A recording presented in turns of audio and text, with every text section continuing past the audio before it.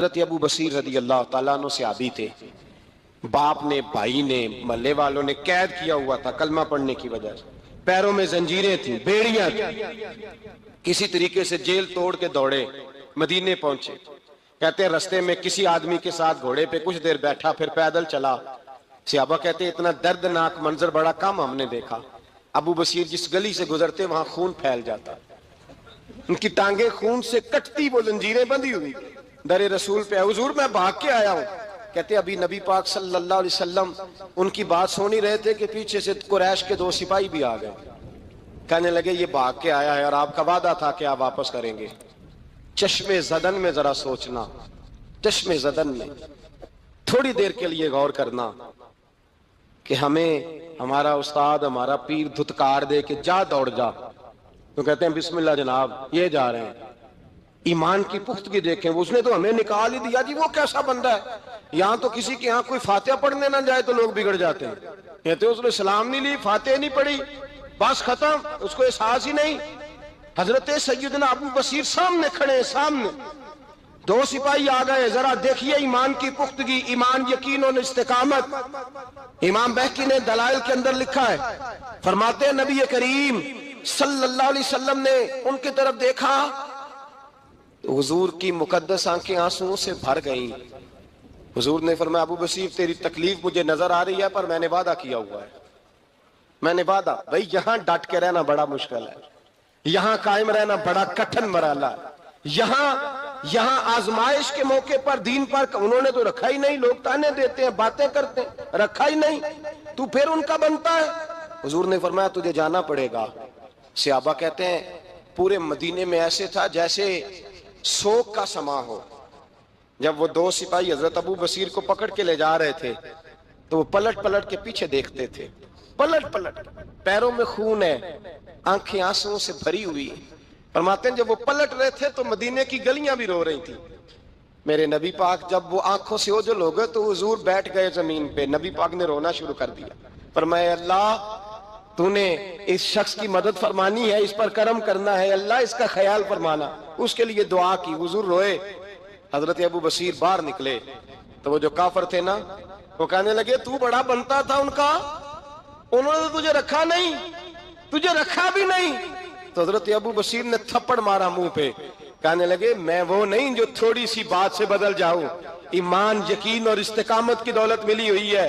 آپ فرمانے لگے میرا تو ایمان اور پختہ ہو گیا ہے کہ میرا نبی اپنے وعدوں کا بڑا پابند ہے، میرا رسول اپنے وعدوں کا بڑا پابند ہے. حضرت ابو بصیر کہتے ہیں مدینے کی سرحد گزر گئی تو میں نے کھینچی تلوار ان میں سے ایک سپاہی، اب آؤ میرے مقابلے میں جس نے آنا ہے. ایک کو مارا، دوسرا بھاگ گیا. فرماتے اب میں مکے جا نہیں سکتا تھا، جاؤں گا تو وہ زیادہ ماریں گے. مدینے حضور نے قبول نہ فرمایا. فرماتے ایک جنگل میں جا کے العیس نام کی ایک بستی تھی، وہاں ڈیرا لگا لیا. دریا کے کنارے پانی پی لیتا، پتے کھا لیتا. تن تندور ہڈاں دا بالن تے اسی ہاواں نال تپایا، کپ کپ مکیاں پیڑے کیتے تے اتوں صبر پلیتھن لایا. تن دی ہانڈی تے من دا سالن اتے لون صبر دا پایا. غلام فریدا وے میں ساری تیری، غلام فریدا وے میں ساری تیری، تینوں اجے یقین نہیں آیا. فرماتے سالوں پتے کھائے، اب جو بھی وہاں سے تانگ ہوتا وہ میرے پاس آ کے پناہ لیتا. جس کو مکے والے مارتے میرے پاس آ کے کہتے تانے دینے والے آ کے کہتے ہو تم کس طرح کے نوکر ہو، تمہیں تو انہوں نے رکھا ہی نہیں. ہم نے کہا چپ کر جا، وہ ہمارے آقا ہیں، وہ ہمارے آقا ہیں، رکھیں تب بھی ٹھیک ہے، نہ رکھیں اللہ اکبر. ایمان دیکھو، قوت دیکھو. فرمایا بس ٹھیک ہے، جس طرح حضور راضی ویسے ہی ہم راضی. حضرت ابو بصیر رضی اللہ تعالیٰ عنہ کے پاس 300 صحابہ کٹھے ہو گئے، 300. حضرت ابو بصیر جب مدینے کی سرحد سے گزر رہے تھے نا تو نبی پاک نے ایک آواز دی تھی. فرمایا ابو بصیر ایک وقت آئے گا کہ میرا پیغام تجھ تک پہنچے گا، ایک ٹائم آئے گا. حضرت ابو بصیر سے جب کوئی کہتا نا کہ زندہ کس بات پہ ہو تو فرمانے لگے مصطفیٰ کے فرمان پہ بڑا یقین ہے، بلاوا آئے گا، مجھے بلاوا، مجھے یقین ہے کہ مجھے بلاوا، بڑی امید ہے سرکار قدموں میں بلائیں گے اور کرم کی جب نظر ہوگی مدینے، مجھے یقین ہے کہ مجھے بلاوا. حضرت ابو بصیر رضی اللہ تعالیٰ عنہ فرماتے ہیں کہ وقت گزرتا گیا، 300 لوگ کٹھے ہو گئے. جب کوئی مسلمانوں کا قافلہ مکے کے پاس سے گزرتا تو مکے والے لوٹ لیتے تھے. حضور نے بھی اجازت دی مدینے والوں کو, اگر ان کا قافلہ کوئی آئے تمہیں بھی حملے کی اجازت ہے. کفر کا مال مال غنیمت ہے. حضرت ابو بصیر کہتے ہیں جب بھی ہمارے قریب سے وہ رستہ تھا شام کی طرف جانے کا, جب بھی کافر گزرتے ہم ان کے قافلے پکڑ لیتے, لوٹتے, ہم بھی ان کو اس طرح کی سزا دیتے جو مسلمانوں کو دیتے تھے. فرماتے ان کا جینا محال ہو گیا. ہاتھ باندھ کے نبی پاک کی بارگاہ میں گئے, کہنے لگے یہ شرک ختم فرما دیں اور آپ ان کو بلا لیں, بلا لیں. حضرت ابو بصیر فرماتے ہیں میں بوڑھا آدمی تھا, دن بھر میں کام کرتا, محنت کرتا, اس علاقے میں کھیتی باڑی کرتا. جب رات ہوتی تو میں کسی پہاڑ کے ٹیلے پہ بیٹھتا اور مدینے کی جانب منہ کر لیتا اور میں انتظار کرتا بلاوا کب آئے گا, کب حضور کا پیغام آئے گا, میں انتظار کرتا. حضرت ابو بصیر رضی اللہ تعالیٰ عنہ بیمار ہو گئے, شدید بیمار, سخت بیمار تھے, تو قریش نے شرک ختم کی. حضرت ابو ہریرہ کہتے ہیں نبی پاک نے 2 صحابہ کو رکا دیا, فرمایا جاؤ اسے جا کے کہو آ جائے, اسے کہو آ جائے. صحابہ کہتے ہیں ہم پہنچے تو ان کا آخری وقت چل رہا تھا, آخری ہجکیاں تھیں. ایمان اور یقین دیکھو, آخری ہجکیاں. لوگ کہتے ہیں ابو بصیر وقت آ گیا, وہ کہتے ہیں نہیں ابھی وقت نہیں آیا, وقت تب آئے گا جب نبی پاک کا بلاوا آئے گا. حضور کا وعدہ تھا وقت تب آئے گا جب میرے نبی کا بلاوا آئے گا, بھی بلاوا نہیں آیا تو ابو بصیر کا وقت بھی نہیں آیا. صحابہ کہتے ہیں ہم نے جا کے رکا, تھمایا, اٹھنے کی بھی طاقت نہیں تھی. جب حضور کا رکا لیا نا تو دونوں یوں مٹھیاں بند کر لی, گویا جھوم جھوم کے نعرے لگانے لگے آؤ دیکھو میرے نبی کے وعدے کتنے سچے ہیں, آؤ دیکھو حضور کے وعدے. چومتے حضور کا نامہ, سر پہ رکھتے, سینے سے لگاتے, اور کہتے ہیں پھر بلند آواز سے کلمہ پڑھنے لگے. کہنے لگے حضور میں حاضر ہوا, یا رسول اللہ میں آیا. کہتے بلند آواز سے کلمہ پڑھا اور ان کی روح پرواز کر گئی, ان کی روح پرواز کر گئی. نبی رحمت صلی اللہ علیہ وسلم کے غلاموں کا یقین, اعتماد اتنے اعلیٰ درجے کا. اللہ کے حبیب علیہ الصلوۃ والسلام کو اچانک ایک صحابی نے دیکھا اور فوراً عرض کرنے لگے یا رسول اللہ میرے ماں باپ قربان ہو, چہرے پر نکاہت بڑی ہے, کمزوری ہے, کیا وجہ ہوئی؟ تو حضور نے ایک ٹھنڈی آہ بھری اور فرمایا میں نے کئی دنوں سے کھانا نہیں کھایا, کھجور اور پانی پر گزارا ہے. تو نبی کریم علیہ السلام نے فرمایا کہ میں نے کھانا نہیں کھایا, کھجور پانی پہ گزارا ہے کئی دنوں سے. اب اس صحابی کو حکم تو دین کا یہی ہے نا کہ اگر گھر میں کچھ ہے تو لے آؤ, ورنہ شریعت پابند تو نہیں کرتی. تو وہ پہلے اپنے گھر گئے, جا کے پوچھا کچھ چیز ہے, گھر والوں نے کہا کوئی نہیں. پھر وہ پڑوسیوں کے گھر میں گئے, کوئی کھانے کی چیز ہے, کوئی نہیں. رشتہ داروں سے, محلے داروں سے پوچھا, کوئی نہیں. چپ کر کے نہیں بیٹھے, ایک یہودی کے باغ میں گئے, کہنے لگے یار کوئی مزدوری مل جائے گی؟ وہ سجنا یار منون دی خاطر اساں کی پیس وٹائے, کوئی مزدوری ملے گی؟ اس نے کہا گرمی بڑی سخت ہے, پانی کنویں کا نیچے چلا گیا ہے, ایک ڈول پانی کا اگر نکال سکتے ہو تو ایک کھجور دوں گا. فرمانے لگے منظور ہے. کہتے میں نے اپنے کندھے سے چادر اتار کے بچھا لی, ایک ڈول پانی کا نکالتا, ایک کھجور ملتی, وہ میں اس کپڑے میں ڈالتا جاتا, چادر میں ڈالتا جاتا. جب ذرا میری چادر بھر گئی کھجوروں سے, میں نے اسے سمیٹا, لے جا کے حضور کی بارگاہ میں پیش کیا. محبوب وہیں بیٹھے تھے. کہتے حضور نے میرا پسینے سے شرابور وجود دیکھا اور میرے چھالوں سے بھرے ہوئے ہاتھ دیکھے اور میری تھکے تھکے وجود کو دیکھا. تو کریم نے ایک کھجور اٹھائی اور اٹھا کے منہ میں رکھی. حضور فرمانے لگے کس نے تجھے مجبور کیا یہ کام کرنے پہ؟ اس کی مجبوری تو کوئی نہیں نا, کس نے تجھے مجبور کیا؟ تو کہتے ہیں 2 آنسو میرے بھی چھلک پڑے. میں نے عرض کی حضور ہمیں کوئی مجبور کر سکتا ہے؟ ہمیں آپ کی محبت نہیں مجبور کیا. حضور یہ محبت ہے جس نے مجبور کیا. یا رسول اللہ کائنات کی ہر چیز سے بڑھ کر آپ سے پیار ہے. یہ غریب آدمی, سادے لوگ ہیں, یہ بہت مہنگے تحائف لانے کی ظاہری پوزیشن میں نہیں ہیں, لیکن دیکھو نا اظہار محبت کے معاملے میں کتنا بڑا دل رکھتے ہیں. یا رسول اللہ صلی اللہ تعالی علیہ وسلم, آقا محبت نے مجبور کیا. وہاں انعام نہیں ملا, ظاہری طور پر جو انعام ہوتے ہیں وہ نہیں, اس کا نہیں حضور نے اعلان کیا. حضور فرمانے لگے سن پھر, اگر تو مجھ سے محبت کرتا ہے تو فقر و فاقے کی تیاری کر, مصیبت کے لیے تیاری کر. اگر جو مجھ سے محبت کرتا ہے اس کی طرف تو مصیبتیں دوڑ کے آیا کرتی ہیں. ایک صحابی حضرت خزیمہ رضی اللہ تعالیٰ, ابو داؤد شریف میں حدیث موجود ہے, نبی پاک علیہ الصلوۃ والسلام نے ایک یہودی سے گھوڑا خرید لیا, حضور نے فرمایا میرے ساتھ، میں تمہیں پیسے دیتا ہوں۔ اللہ کے محبوب تھوڑا آگے تشریف لے گئے، یہ ذرا تھوڑے فاصلے پہ پیچھے آ رہا تھا۔ راستے میں لوگوں نے اس کو کہا کہ تو نے تو سستا بیچ دیا ہے، گھوڑا تو مہنگا ہے، قیمت زیادہ لگا دی، یہ مکر گیا۔ محبوب کریم علیہ السلام نے پیسے تھمائے، پیسے لو، گھوڑا دو، کہنے لگا کون سا گھوڑا، میں نے تو بیچا ہی نہیں۔ اب جب سودا ہوا تھا گھوڑے کا تو حضور تھے یا وہ یہودی تھا، تیسرا شخص ہی کوئی نہیں تھا، کون سا گھوڑا، کیسا گھوڑا؟ اپنا حق چھوڑ دینا یہ بھی بعض اوقات بزدلی ہوتا ہے۔ نبی کریم علیہ السلام نے فرمایا بھائی تو کیسے مکر سکتا ہے جب تیرا میرا سودا طے ہوا ہے؟ جب ایک مخصوص رقم پر تو نے اسے بیچ دیا ہے تو مکر کیسے سکتا ہے؟ تو پیسے لے اور گھوڑا دے۔ اب جب تھوڑی سی بات تکرار میں آئی تو کچھ لوگ وہاں جمع ہو گئے، مسلمان، یہودی اور بھی کئی لوگ۔ وہ یہودی کہنے لگا جی آپ اس طرح کریں، ایک گواہ دے دیں، میں زیادہ نہیں مانگتا، ایک دے دیں، ایک بندہ کہہ دے کہ یہ گھوڑا میں نے بیچا ہے اور آپ نے خریدا ہے تو میں آپ کے حوالے کر دوں گا۔ وہاں بندہ کوئی دوسرا موجود ہی نہیں تھا تو گواہ کسے پیش کیا جائے؟ حضرت خزیمہ رضی اللہ تعالیٰ عنہ نبی کریم کے صحابی ہیں، فوراً بولے، وہ بھی لوگوں کی باتیں سن کے وہاں آئے تھے، فوراً بولے، کہنے لگے یا رسول اللہ میں دیتا ہوں گواہی۔ دوڑ کے آگے آئے، کہنے لگے جی میں گواہی دیتا ہوں کہ آپ نے گھوڑا خریدا ہے، یہودی نے بیچا ہے۔ اب اس نے کہا تھا ایک بندہ کہہ دے تو میں دے دوں گا۔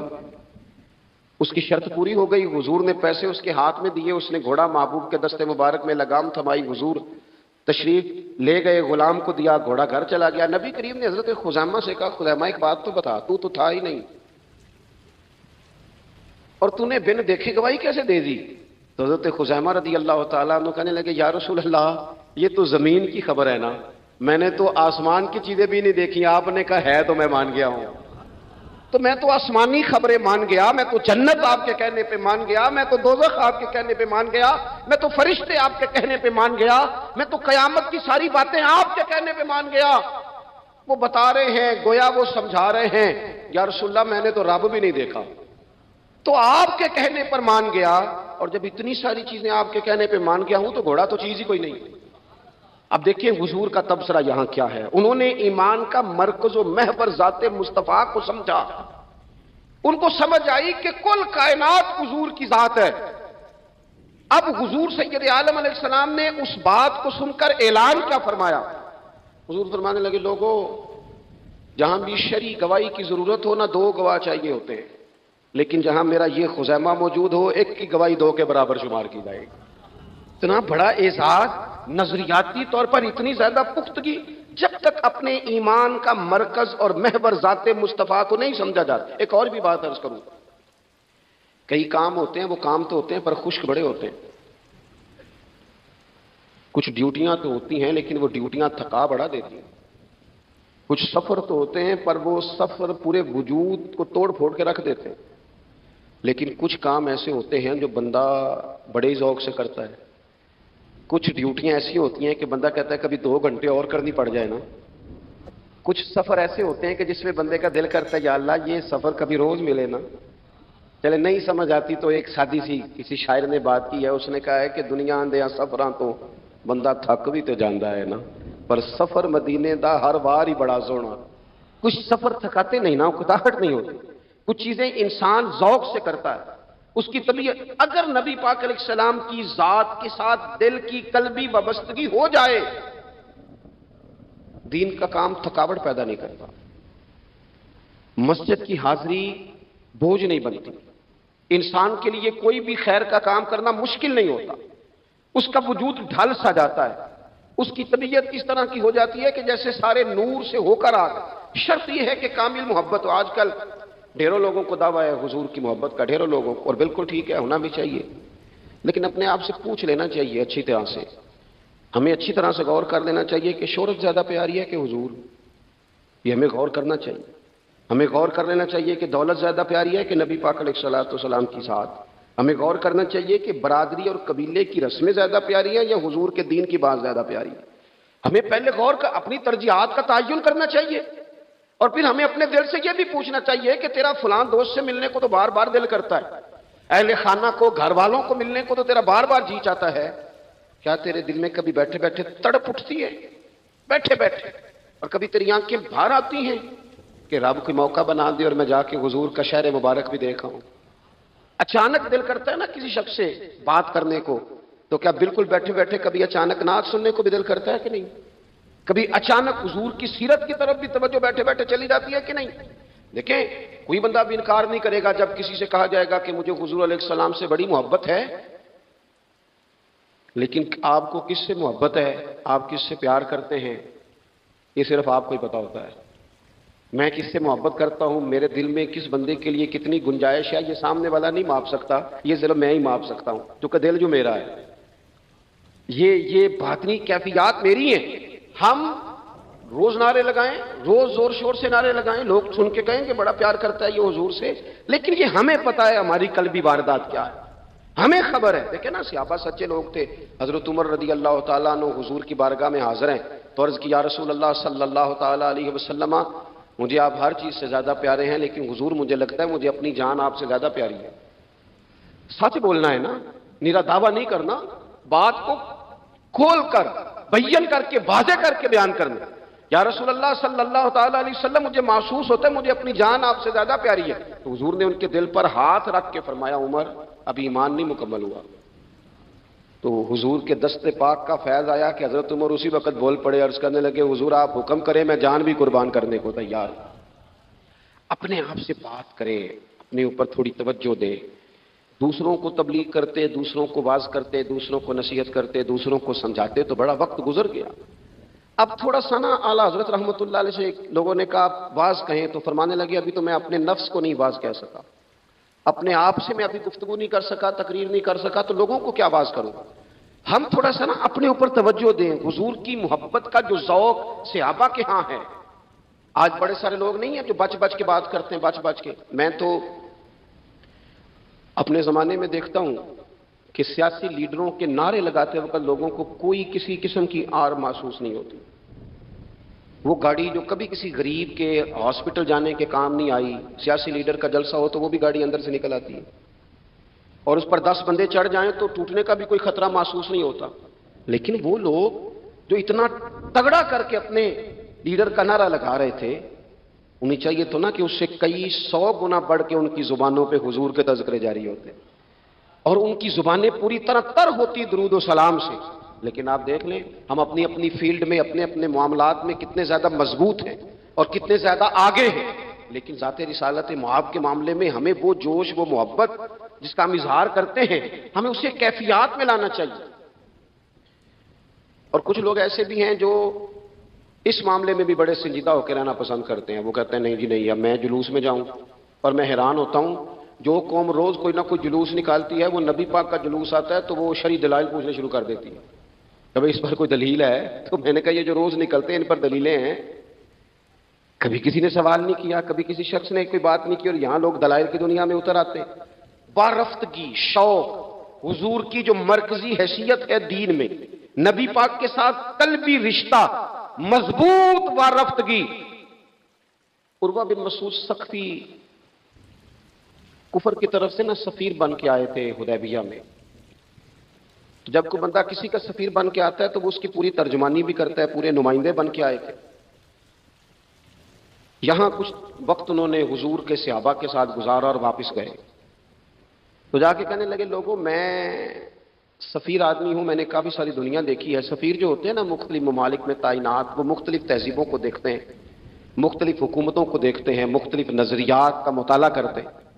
کہنے لگے میں مختلف قسم کے لوگوں کو دیکھ کے آیا ہوں، کیسر و کسرا کے بڑے بڑے دربار میں نے دیکھے، اور عرب کے اندر کچھ ایسے لوگ بھی تھے اس دنیا میں کہ جو اپنے آپ کو سجدہ کرواتے، معاذ اللہ۔ کہا میں نے بڑے بڑے دربار دیکھے ہیں، لیکن میں عجیب رنگ دیکھ کے آیا ہوں رسول پاک کے غلاموں کا حضور کے ساتھ۔ یعنی حضور سجدہ کرنے سے منع کرتے ہیں، لباس سادہ پہنتے ہیں، کوئی بڑا تخت نہیں لگاتے، کوئی بڑا نبی پاک محل نہیں بناتے، حضور زمین پر تشریف فرما ہیں وہیں وضو کرتے، اور کسی کو حضور رغبت بھی نہیں دیتے یہ کام کرنے کی۔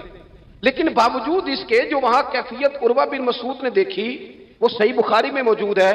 کہنے لگے میں عجیب نظارہ دیکھ کے آیا ہوں کہ حضور بلغم شریف اپنے ناک سے نکالتے ہیں۔ بلغم ماں بڑا پیار کرتی ہے نا بچے سے، تو اس کی ناک سے یا گلے سے کبھی بلغم نکل آئے تو اماں نا ایسے ایسے ادھر منہ کر کے پھینکتی ہے، ایسے کر کے پھینکتی ہے، کبھی نکالنی بھی پڑ جائے۔ صحیح کہہ رہا ہوں میں؟ لیکن یہ دیکھیں، اور یہ ان لوگوں کی بات ہے جو عام لوگ نہیں، یہ عروا جمیع صحابہ کی بات کر رہے ہیں. اور یہ بندے کون ہیں؟ حضرت ابو بکر صدیق جیسے سمجھدار لوگ، حضرت عمر جیسے لاکھوں مربع میل کی حکومتیں چلانے والے لوگ، حضرت عثمان غنی کی طرح کے لوگ جو جس کاروبار میں بھی ہاتھ ڈالتے ہیں 4 چاند لگا دیتے ہیں، حضرت مولا علی شیر خدا جیسے علم و حکمت اور دانائی والے لوگ. یہ کیا کرتے ہیں؟ عروہ کہنے لگے کہ نبی پاک کے ناک مبارک سے بلغم نکلتی ہے تو اپنے چہروں پہ مان لیتے ہیں یار، اور یہ صحیح بخاری میں موجود ہے، وہ اپنے جسموں پہ ملتے ہیں. اور کہنے لگے جب وہ وضو کرتے ہیں نا حضور، تو وہ جو وضو کا بچا ہوا پانی ہے اس کے لیے ان کے جذبات اس طرح کے ہیں کہ لگتا ہے وہ لڑ پڑیں گے آپس میں، وہ لڑیں گے کہ یہ قطرہ مجھے چاہیے، یہ حضور کے مقدس جسم سے لگا ہوا ہے. اور میرے امام کو تو پھر بات کہنی آتی ہے نا، اعلیٰ حضرت فرماتے ہیں جو حضور کے قدموں سے لگ کے دھومن بن جائے نا وہ تو آب حیات ہوتا ہے. وہ پی لینے والے تو مرتے ہی نہیں وہ لوگ تو باطنی طور پر ہمیشہ زندہ رہتے ہیں. کہتے ہیں جس کے قدموں کا دھون ہے آب حیات ہے، وہ جانے مسیحا ہمارا نبی. اور جس کی 2 بوند ہیں کوثر و سلسبیل ہے، وہ رحمت کا دریا ہمارا نبی. عروہ کہنے لگا وہ تو لڑ پڑیں گے. اور تیسرا عروہ کہنے لگا میں نے عجیب منظر وہاں دیکھا ہے کہ حضور کوئی حکم کرتے ہیں تو ہر بندہ پہل کرتا ہے، جلدی کرتا ہے حکم ماننے، تیزی دکھاتا ہے. اور تیسرا میں نے یہ دیکھا ہے جب حضور گفتگو کرتے ہیں تو ان پر اس طرح کا روب طاری ہوتا ہے کہ وہ تو نظر بھر کے حضور کا چہرہ بھی نہیں دیکھتے. کہنے لگا یہ کیفیات میں ان لوگوں کی دیکھ کے آیا ہوں جو اپنے حبیب سے اتنی محبت کرتے ہیں، وہ کبھی بھی حضور کے دین کا جھنڈا نیچے نہیں آنے دیں گے، وہ کبھی بھی کسی کفر کی نفاق کی سازش کو آگے نہیں بڑھنے دیں گے. تو کافر تو کل بھی اس بات کا اظہار کر رہا تھا کہ ہمیں جو ڈر لگتا ہے مسلمانوں سے، وہ اس بات سے لگتا ہے یہ اپنے نبی کے ساتھ بڑے جڑے ہوئے، ان کا رشتہ حضور کے ساتھ بڑا مضبوط، اور امت سوال جواب کر رہی ہے. امت ترازو لے کے بیٹھی ہے کہ اتنا علم تھا معاذ اللہ اور اتنا نہیں تھا، یہ کر سکتے تھے اور یہ نہیں کر سکتے، ان کو یہ کہنا چاہیے اور یہ نہیں کہنا چاہیے. بھئی یہ تو ہمارے بزرگ پرانا فیصلہ کر گئے. وہ کہتے ہیں بعد از خدا بزرگ تو ہی قصہ مختصر، اور حضور رب کے بعد سب سے بڑے ہیں، یہی مختصر قصہ ہے. تو حضور سید عالم کے ساتھ جو قلبی وابستگی ہے، نبی کریم علیہ السلام نا مدینہ شریف میں جب ہجرت کر کے تشریف لے گئے تھے تو حضرت ابو ایوب انصاری رضی اللہ تعالیٰ عنہ کے گھر میں حضور نے قیام فرمایا تھا. ہمارے پاس بہت ساری چیزیں ایسی ہوتی ہیں جن کی طلب بڑی ہوتی ہے، لیکن جب وہ حاصل ہو جاتی ہیں پھر ان کی طلب نہیں رہتی. ایک چیز آپ کے پاس ہمیشہ رہنے لگ جاتی ہے، پھر اس کے ادب اداب زیادہ نہیں رہتے. یہ ایک مزاج ہے. عام آدمی، چلے میں اپنی بات بتاتا ہوں آپ کو، عام آدمی جو ہوتا ہے نا وہ قرآن شریف کے غلاف کو بھی چومتا ہے، پھر قرآن پاک کو بھی چومتا ہے، پھر وہ بڑے احترام سے کھول کے رکھتا ہے. لیکن ہمارے مدارس میں جو حافظ ہوتے ہیں وہ نہیں زیادہ چومتے، ان کے پاس رہتا ہے نا ہر وقت، وہ لا کے رکھتے، ادب کرتے ہیں، کوئی بے ادبی نہیں کرتے، اللہ معاف کرے. لیکن جس طرح سے عام آدمی اس کو بار بار چومتا ہے یا ذوق کا اظہار کرتا ہے، دیکھیں حافظ بیچ بیچ میں سے ناراض ہونے لگ گیا مجھ سے. آپ ناراض نہ ہوں لیکن چلو بات کر تو لینے دو نا، جو ٹھیک ہے وہ کر تو لینے دو. یہ ہوتا ہے بعض اوقات جو چیز بالکل قریب آ جاتی ہے نا، یعنی ایک چیز آپ کا مقصود ہے اور اگر وہ مقصود مل گیا تو، وہ جو درویش نے کہا تھا نا کہ یہی بہتر ہے کہ پردوں میں وہ پردہ پوش رہے، اس کی بھی بڑی حکمتیں ہوتی ہیں. اس لیے کہ جو تڑپ، ملنے کی تڑپ کی جو لذت ہے وہ کئی دفعہ وصال کی لذت نہیں ہوتی. تو یہی بہتر ہے کہ پردوں میں وہ پردہ پوش رہے، اور وہ اگر پردے ہٹا دے تو پھر کسے ہوش رہے. جب آپ کو وہ چیز میسر آ جاتی ہے تو پھر اس کی قدر. اسی لیے حضرت عمر فاروق رضی اللہ تعالیٰ عنہ کا یہ طریقہ تھا کہ جب لوگ حج کر لیتے تھے نا تو فرماتے تھے حج ہو گیا، اب اپنے اپنے گھر جاؤ، زیادہ دیر نہ رہو حرم شریف میں، زیادہ دیر رہو گے تو قدر نہیں کرو، اب جاؤ. بڑی دلچسپ ہوتی ہیں بے ترتیب ملاقاتیں، کبھی کبھی ملنے میں ذوق زیادہ ہوتا ہے، لطف زیادہ ہوتا ہے، طمانینت زیادہ ہوتی ہے. حضرت ابو ایوب انصاری کہتے ہیں مجھے مقصود مل گیا، کرم ہو گیا، میں منتظر تھی، میری روح میری نظر کے حضور میرے گھر تشریف لائیں، حضور آ گئے، کرم ہو گیا، رحمت ہو گئی. اب ایسا نہیں ہے کہ ان لوگوں کو مقصود مل گیا ہے تو بس بات ختم ہو گئی. اب وہ سمجھ گئے کہ میرے تو گھر آ گئے تو میرے لیے تو ساری بات ہی کھل گئی ہے. ان کی ادبی معرفت کا یہ عالم تھا اور نبی پاک کے ساتھ ان کی وابستگی کا یہ حال تھا کہ کہتے ہیں میں نے نا، میرے گھر کی 2 منزلیں تھیں، میں نے نچلی والی منزل حضور کے لیے چھوڑ دی تاکہ نبی کریم صلی اللہ تعالیٰ علیہ وسلم کے زیارت کے لیے لوگوں نے آنے جانا ہے تو لوگوں کے لیے آسانی رہے۔ فرماتے ہیں نیچے حضور آرام فرما ہیں اور میں اوپر والی منزل پہ تھا، جا کے چارپائی پہ لیٹ گیا۔ یہ مسلم شریف میں آپ کو ملے گا، اس کی اصل ملے گی آپ کو۔ فرماتے ہیں میں آرام سے جا کے چھت پہ لیٹ گیا، رات کا تھوڑا سا پہر گزرا تو میرے دل میں خیال آیا، ہوا یوں تو اوپر ہے اور حضور نیچے ہے، پائے نظر ہوش میں آ، یہ کوہ نبی ہے، آنکھوں سے بچڑنا یہاں بے ادبی ہے۔ اور امام فرماتے ہیں حرم کی زمین اور قدم رکھ کے چلنا، ارے سر کا موقع ہے وہ جانے والے۔ کہا حضور نیچے؟ فرماتے ہیں ساری رات میں ایک دیوار کے ساتھ پیچھے ہو کے بیٹھا رہا، ساری رات یہ سوچتا تھا کہیں میں وہاں نہ چل دوں جہاں حضور آرام فرما ہو، میرے قدم نہ آ جائے۔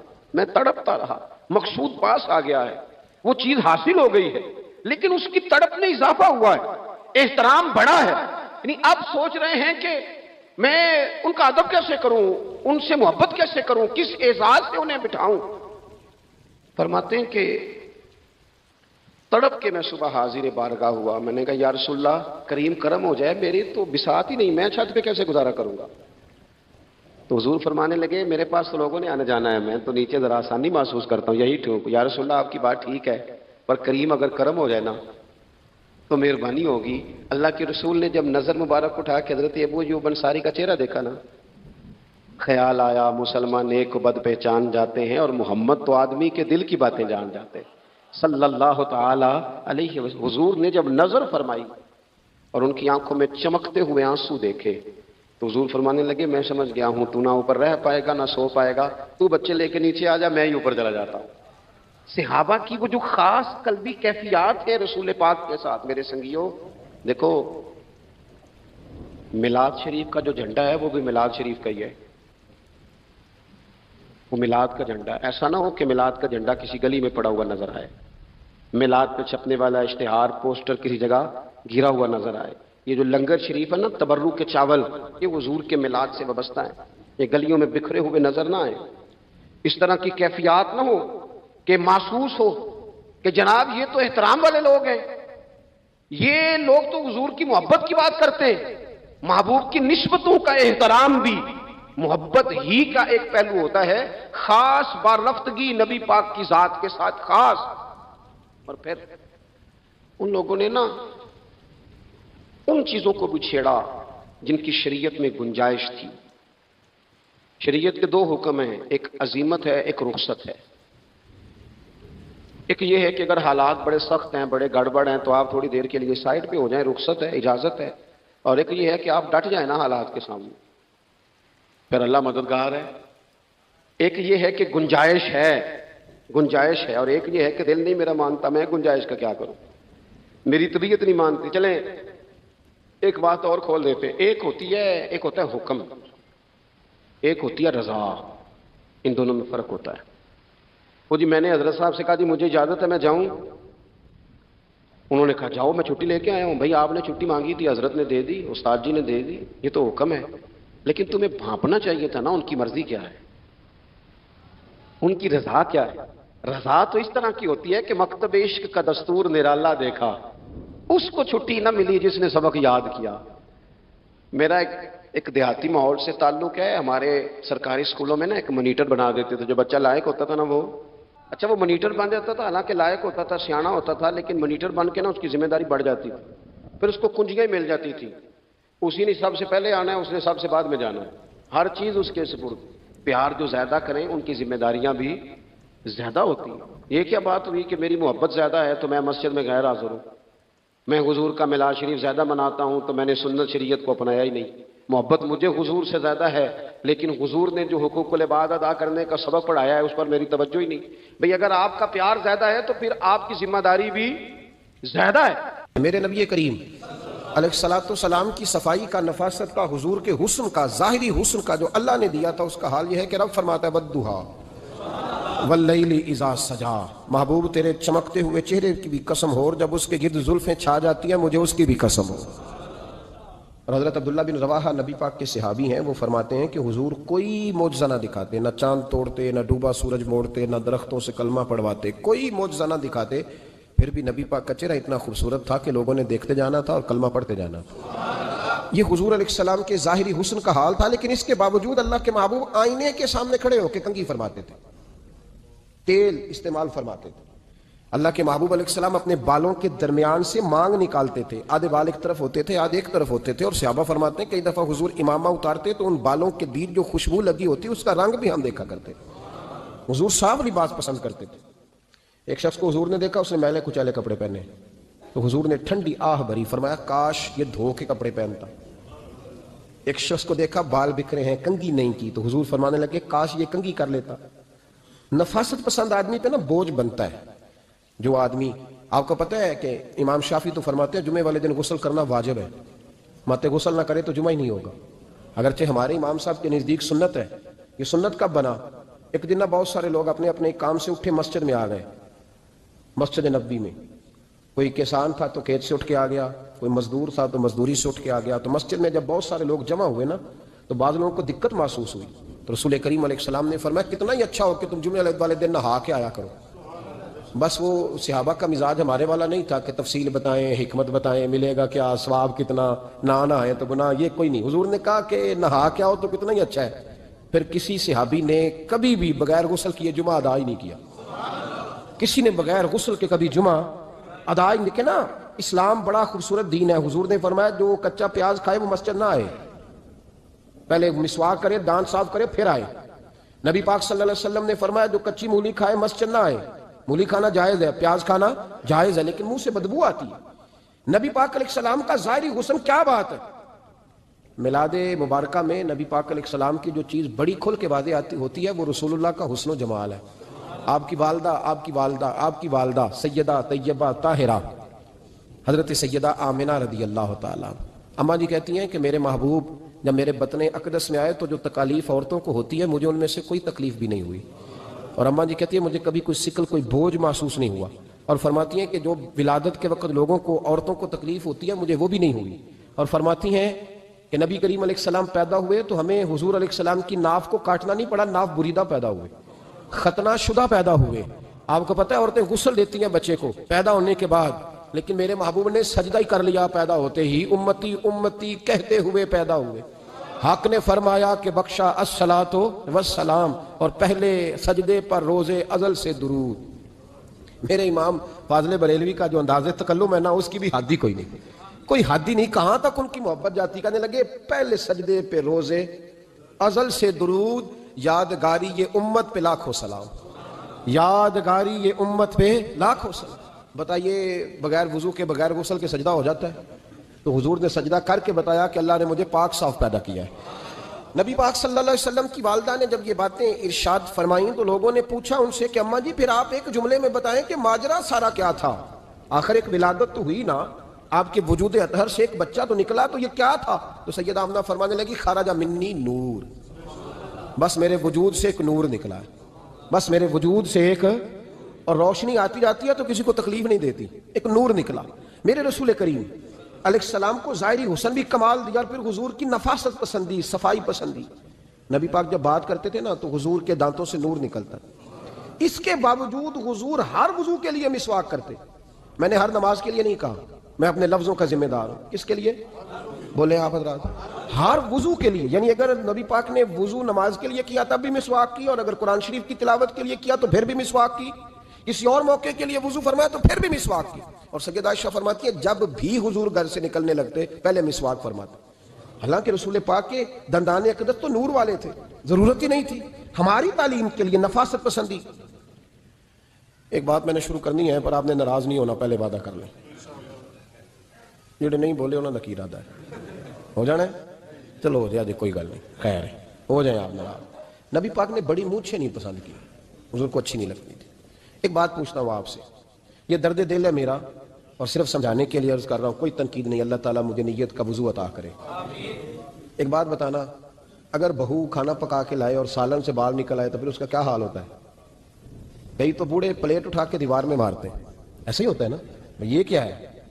اور اگر کبھی روٹی سے نکل آئے تو بیوی صاحبہ کا کیا حال ہوتا ہے؟ یہ کوئی طریقہ ہے کھانا پکانے کا؟ اور اللہ تعالیٰ معاف کرے، اگر کبھی ہوٹل میں چلے جائیں امیر لوگ 15,000 کا ڈنر کرنے، تو وہاں کسی سالن کی پلیٹ سے بال نکل آئے تو پھر تو پیسے کیا دینے ہیں، پھر تو ان کو اور جرمانہ ہو جاتا ہے. یہ تو سارے بال نکل آئے تو مشکل. اور ویسے بھی جو نفاست ہے نا طبیعت کی، اس پر بوجھ بنتا ہے. بال کھانے میں ہو، آٹے میں ہو، تو بوجھ بنتا ہے. تو بڑی مونچھوں والا دوست، بھائی، بزرگ جب پانی پیے گا تو بال پانی میں جائیں گے کہ نہیں جائیں گے؟ حکیم اور ڈاکٹر کہتے ہیں کہ کینسر کے مرض کا خطرہ ہے. اب باقی بھی راضی نہ ہو. حضور نے بڑی مونچھیں بھی پسند نہیں کی اور چھوٹی داڑھی بھی پسند نہیں کی. حضور نے فرمایا داڑیاں بڑھاؤ، مونچھوں کو پست کرو، مشرکین کی مخالفت کرو. اور ایک مقام پہ رسول پاک علیہ السلام نے یہاں تک فرمایا کہ جو مونچھیں پست نہیں کرتا وہ ہم میں سے ہے ہی نہیں.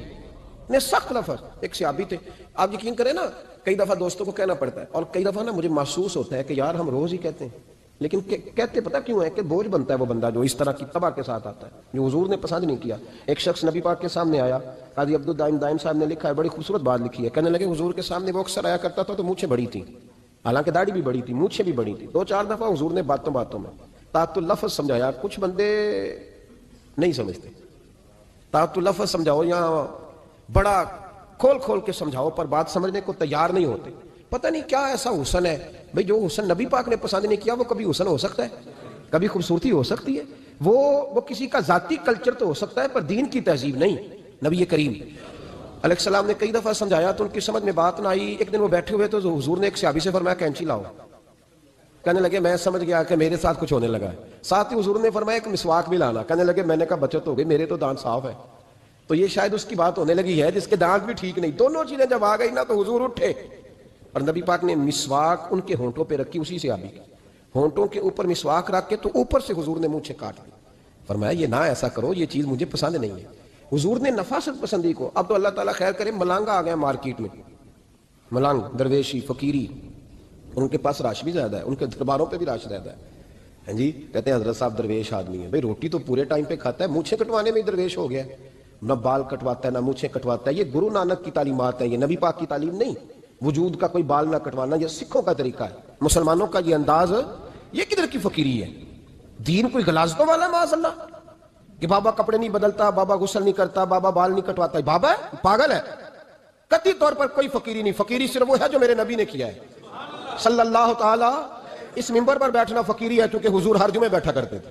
مصلی پہ نماز پڑھانا فقیری ہے کیونکہ حضور ہر جمعے ہر 5 نمازوں کی حضور امامت فرماتے. دین کی تبلیغ کرنا فقیری ہے جو میرے نبی پاک کیا کرتے. خلاف پیغمبر کسے راہ گزیر، وہ فقیری نہیں، وہ تماش بھی نہیں ہے، لوٹنے کا طریقہ ہے. اس کے علاوہ کوئی سٹائل نہیں. فقیری صرف وہ ہے جو رستہ میرے رسول پاک نے ہمیں عطا فرمایا.